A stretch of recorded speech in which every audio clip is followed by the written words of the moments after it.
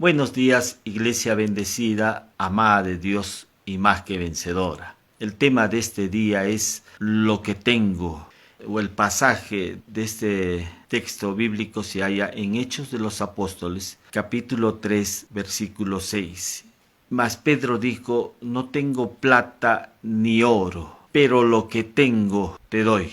En el nombre de Jesucristo, levántate y anda. Estas fueron las palabras de Pedro, que fueron dirigidas a una persona que estaba lisiada de nacimiento. Cuando Pedro con Juan se dirigieron al templo La Hermosa para orar cerca de las 3 de la tarde, en ese lugar traían todos los días a esta persona que era coja de nacimiento y lo ponían en la puerta del templo para que pueda pedir limosna. Cuando vio acercarse a Pedro y a Juan, extendió la mano para pedir limosna. Dice la escritura, mas Pedro dijo, no tengo plata ni oro, pero lo que tengo te doy. En el nombre de Jesucristo, levántate y anda. Importante lo que Pedro está declarando sobre esta persona.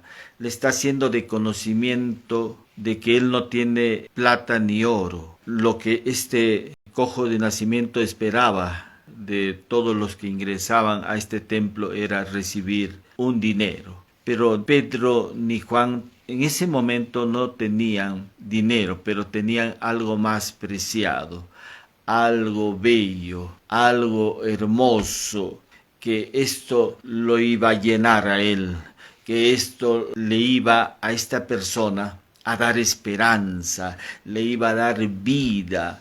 Pedro le dice, no tengo plata ni oro, pero lo que tengo te doy. La pregunta sería, ¿qué es lo que tenía Pedro que no tenía este cojo de nacimiento hasta ese momento? Pedro le demuestra a través de su declaración el valor de lo que él poseía, el valor de las bendiciones espirituales que eran superiores a las riquezas materiales. Esto no lo estaba viendo el cojo de nacimiento. El cojo de nacimiento hasta ese momento estaba viendo la parte material, pero Pedro lo lleva a que él pueda ver lo espiritual que él no poseía hasta ese momento, que él pueda valorar la parte espiritual para que él pueda beneficiarse de este don espiritual que Pedro poseía. Pedro tenía algo grandioso, algo hermoso, algo bello, y lo da a conocer a través de su declaración cuando dice en el nombre de Jesús. O sea, Pedro tenía a Jesús.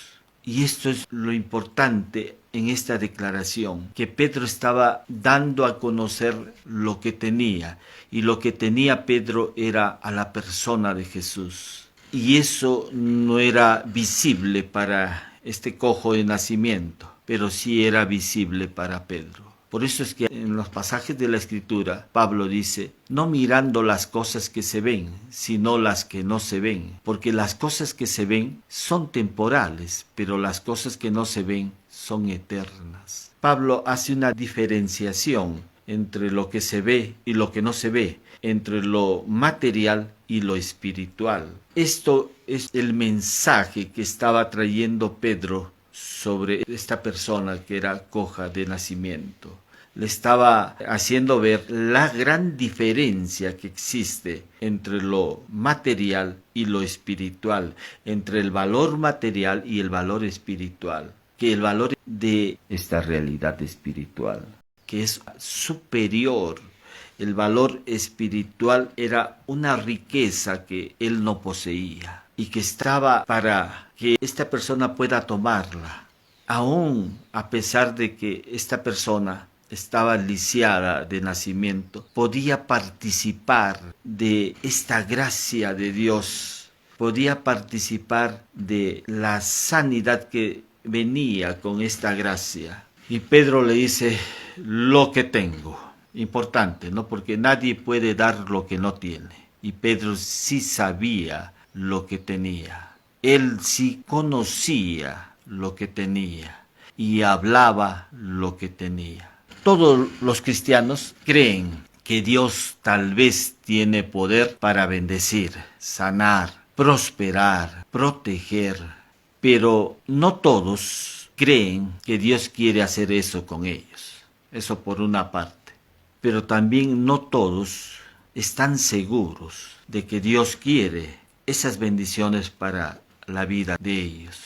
En el relato del Evangelio de Mateo, en el capítulo 8, un leproso se acercó a Jesús y le dijo: Señor, si quieres puedes limpiar. Inmediatamente Jesús respondió a este deseo de este leproso, acercándose a él y lo tocó y le dijo: si quiero, sé limpio. Hay personas, sí dicen, Dios es poderoso, Dios es el que bendice, el que sana, el que prospera, el que protege, pero no están seguros de que Dios quiera darles a ellos toda esta gracia, todo este favor de Él se extienda sobre la vida de ellos. Porque lo primero que hacen es evaluar su conducta, su integridad, su fidelidad, su obediencia a Dios.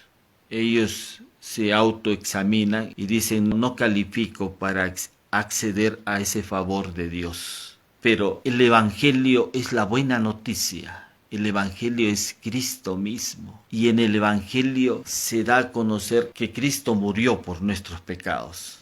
Él derramó su sangre preciosa en la cruz para el perdón de nuestros pecados. La cruz hizo posible la salvación para nosotros.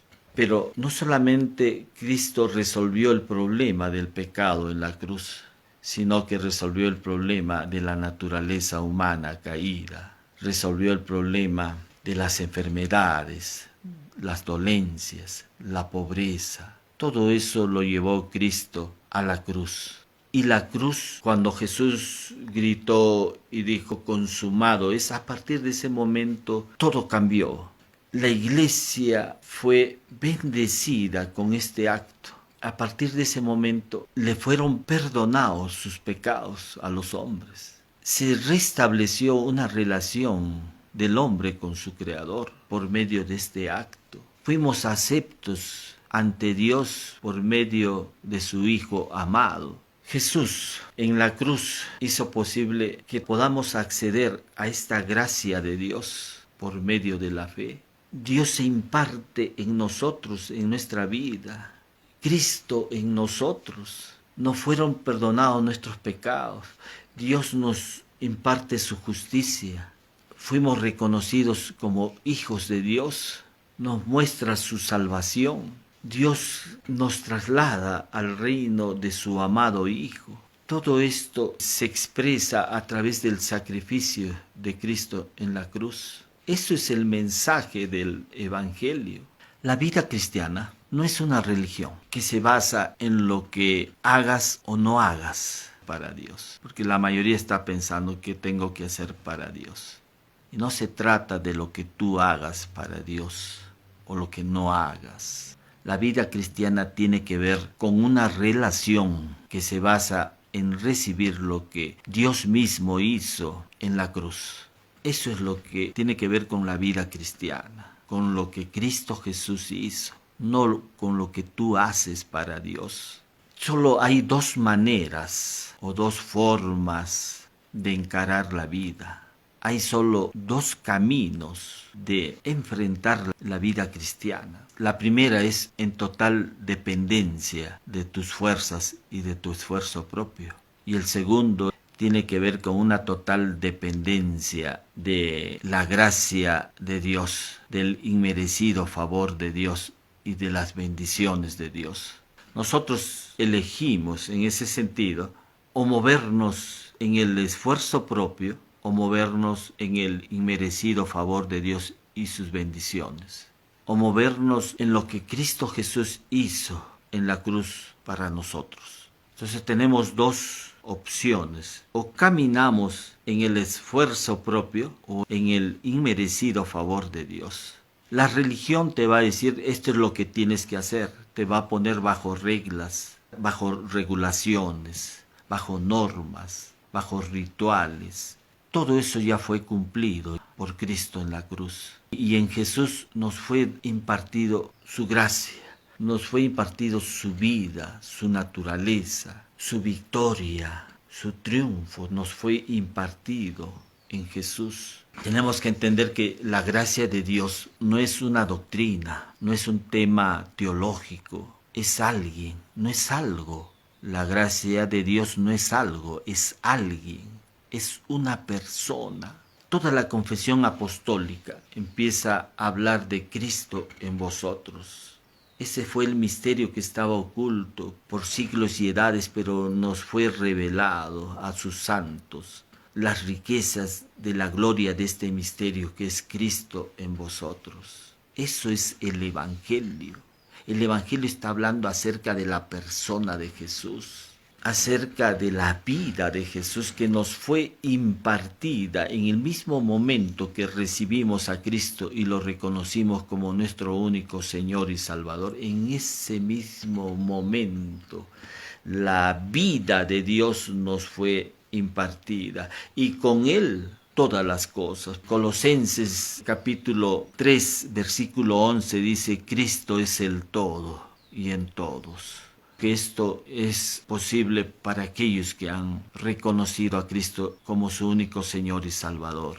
La gracia de Dios nos fue dada a todos los hijos de Dios. Y es por la gracia de Dios que nosotros hemos sido salvos por medio de la fe, dice el apóstol Pablo. O sea que la gracia de Dios trae salvación, pero es la fe la que se apropia de esta salvación. Por eso dice Pablo: por gracia sois salvos por medio de la fe. Y esto no de vosotros, pues es un don de Dios. La gracia sola no produce salvación. Y tampoco la fe sola produce salvación. Es la combinación de ambos, la gracia más la fe, es la que produce salvación. No es posible que Dios nos suministre la salvación que está en la gracia si no hacemos uso de la fe. La fe es el instrumento que nos permite entrar en este ámbito espiritual donde poseemos la vida de Cristo y toma lo que hay en Cristo para que sea manifestado en nuestra alma y cuerpo. Cuando nosotros oramos y le pedimos a Dios que nos prospere, no estamos pidiendo de forma correcta, porque la prosperidad ya está en Cristo. Porque si Cristo es el todo, dice la carta de Colosenses, lo que debemos es pelear la buena batalla de la fe, que es usar nuestra fe para tomar lo que en Cristo nos ha sido dado, para tomar o entrar a este ámbito espiritual y tomar todo lo que Dios ya nos ha suministrado en la persona de su Hijo Jesucristo. O sea, no estamos pidiendo prosperidad, lo que sí podríamos es usar la palabra para que nosotros podamos a través de ella entrar en este ámbito espiritual y tomar, por un acto de la fe, tomar aquello que Dios ya nos ha dado. Cuando Pedro le dijo a este cojo de nacimiento: lo que tengo te doy, Pedro sabía qué había en él. Pablo le dice a Filemón: para que la participación de tu fe sea eficaz en el conocimiento de todo el bien que está en ti. Pablo le está hablando a Filemón que todo el bien está en él. Si tú tienes a Cristo, tienes todo el bien en ti. ¿Cómo sabes que tienes a Cristo? Porque Pablo en Gálatas 2:20 dice: con Cristo estoy juntamente crucificado y ya no vivo yo, mas Cristo vive en mí. Es la vida de Dios que está en ti. Es la vida de Cristo en ti. Y si tienes a Cristo, tienes todo el bien que el apóstol Pablo le está hablando a Filemón. Le dice: todo el bien que está en ti por Jesucristo. O sea, por causa de Jesús, nosotros poseemos todo el bien. Si tú tienes a Cristo, tienes todo el bien. El bien no está fuera de ti. Algunos están siguiendo el bien fuera de ellos cuando poseen ya el bien en ellos. Estamos hablando de creyentes, de hijos de Dios que poseemos ya la vida de Cristo. Y Colosenses mismo dice que en Cristo están escondidos todos los tesoros de la sabiduría y del conocimiento. En Jesús está todo, está la sabiduría. Mire que la sabiduría misma que recibió Salomón hizo que este hombre prosperara en todo. Cuando Dios le dice a Salomón, pídeme lo que tú quieras, él pidió sabiduría. Y después de este acto que él pidió, dice que el oro ingresaba a Jerusalén y cuando ingresaba a plata no lo recibía. Es que la sabiduría trae bendiciones. La sabiduría es Cristo mismo, porque Colosenses 2, versículo 3 dice, en Cristo están escondidos todos los tesoros de la sabiduría y del conocimiento. Si tú tienes la sabiduría vas a prosperar. Si tú tienes la sabiduría de Dios, vas a buscar a Cristo. Cuando Salomón pide sabiduría, hasta antes de eso, él adoraba en Gabaón. un lugar que no era el correcto. Y después que pide sabiduría, Dios pone en él la dirección de dónde debe él de adorar. A partir de ese momento, él empezó a dirigir su mirada hacia Jerusalén. ¿Y por qué a Jerusalén? Porque en Jerusalén se hallaba el arca del pacto, que es figura de Cristo. Entonces cuando Pablo está afirmando que en Cristo están escondidos todos los tesoros de la sabiduría, mire que Salomón no pidió dinero, no pidió poder, no pidió la muerte de sus enemigos, pero Dios, como él pidió sabiduría, él accedió a todas las bendiciones de Dios. Fue el hombre más poderoso que hubo en la tierra en ese tiempo. Él es el que escribe el libro de Proverbios. Pedro sabía lo que tenía. Y una persona, mientras no sepa lo que tiene, no puede dar nada. Solamente pueden dar los que saben lo que tienen. Aquella persona que no sabe lo que tiene, ¿qué podría dar? La carta de Pedro dice, creced en la gracia y el conocimiento de nuestro Señor y Salvador Jesucristo. En 2 de Pedro 3:18. Está hablando de que tenemos que tomar conocimiento. ¿Conocimiento de quién? De Cristo, de la persona de Cristo. De igual manera, en 2 de Pedro 1:2 dice, gracia y paz os serán multiplicadas en el conocimiento de Dios y de nuestro Señor Jesucristo. Nuevamente está hablando de conocimiento. Y Pablo le dice a Filemón, para que la participación de tu fe sea eficaz en el conocimiento de nuestro Señor y Salvador Jesucristo.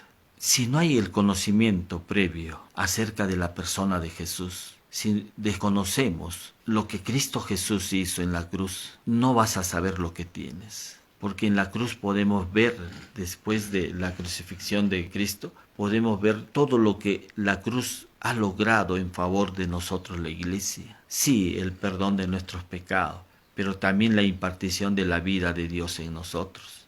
La vida de Dios nos fue impartida su naturaleza, su poder. Por eso es que Pablo le dice a Timoteo, porque Dios no nos ha dado un espíritu de cobardía, sino de poder, de amor y de dominio propio.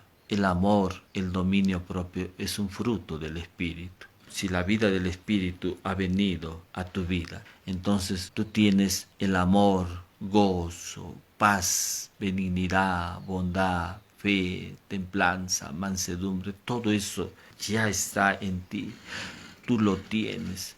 ¿En qué parte está todo esto que Dios nos ha impartido? Está en tu espíritu. Claro, tu cuerpo no ha cambiado, tu alma está en un proceso de toma de conocimiento de esta gracia, pero en tu espíritu Dios ha puesto todo, ha puesto la vida de su propio Hijo Jesucristo.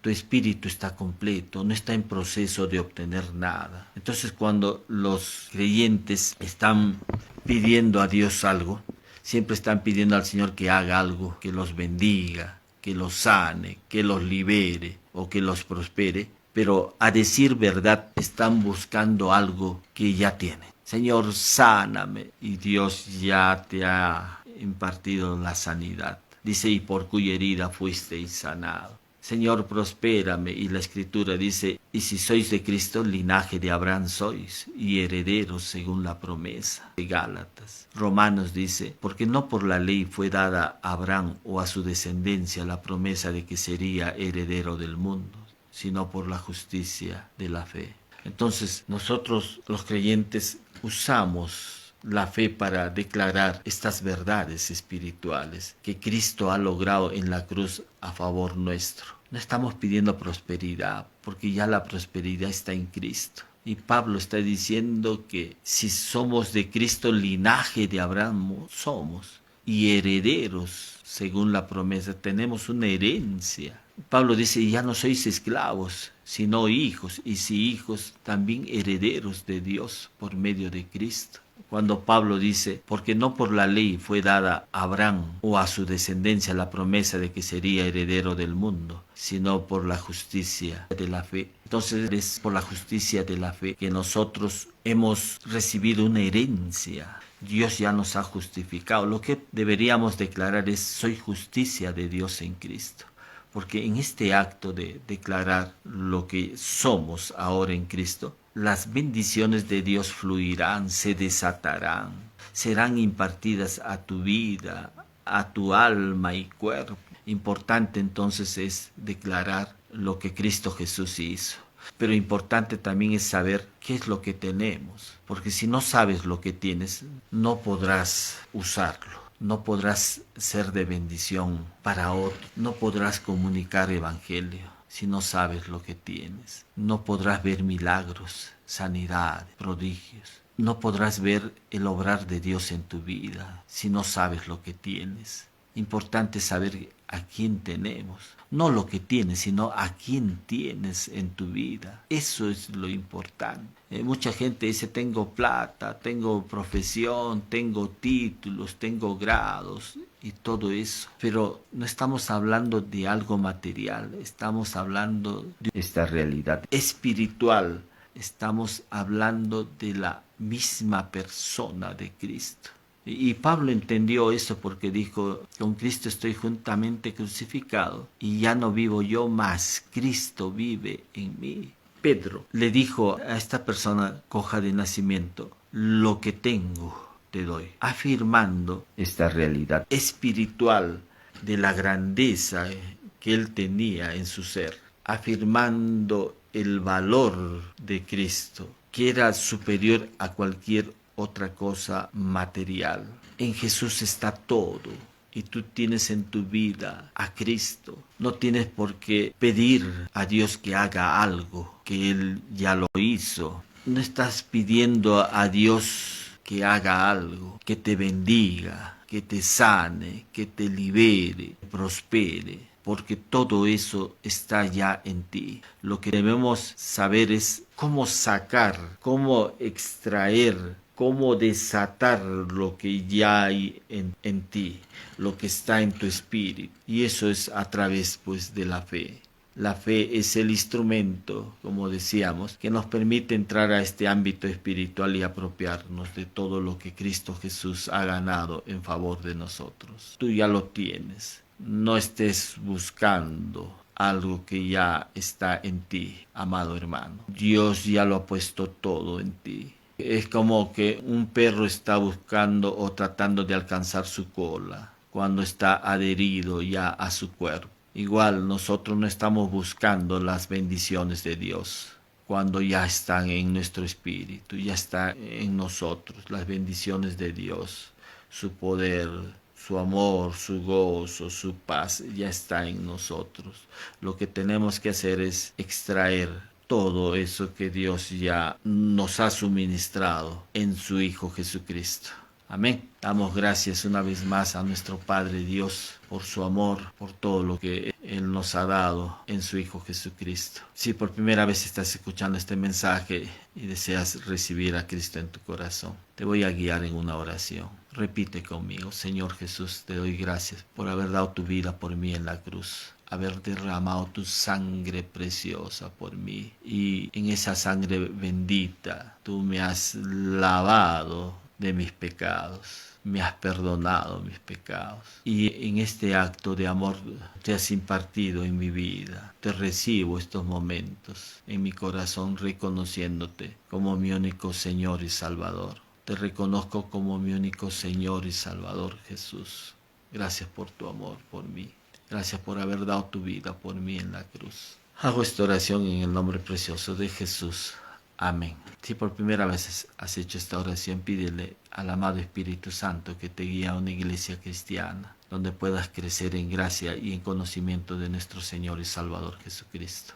Voy a orar también por salud ahí donde te encuentres, que la obra de Cristo también fue para suministrarnos la salud. Solamente lo tienes que recibir. Señor, te pido estos momentos por las personas que tienen problemas de salud, Señor, en sus riñones, pulmones, hígado, vesícula, páncreas, piel, problemas del corazón, de su sistema inmunológico. En el nombre de Jesús te declaramos sano. En el nombre bendito de Jesús te declaramos sano. Amado Dios, gracias por la sanidad. Problemas en las funciones cerebrales, parálisis, pérdida de audición, de la visión. En el nombre de Jesús te declaramos sano. Gracias por tu salvación, papá. Gracias que por tu sangre, Señor, ahora recibimos la sanidad en nuestro cuerpo. Lo recibimos, lo que tú has ganado para nosotros a través de tu sacrificio. Hay personas que tienen problemas con sus hijos, hijas. Señor, te pedimos por ellos. Sé tú ayudando a estos jóvenes, guíalos. Pedimos por ellos, declarando que yo y mi casa serviremos al Señor. A ti sea la gloria, amado Dios. Oramos en el nombre precioso de Jesús. Amén. Nos estamos viendo la próxima semana. Bendiciones, iglesia bendecida, amada de Dios y más que vencedora.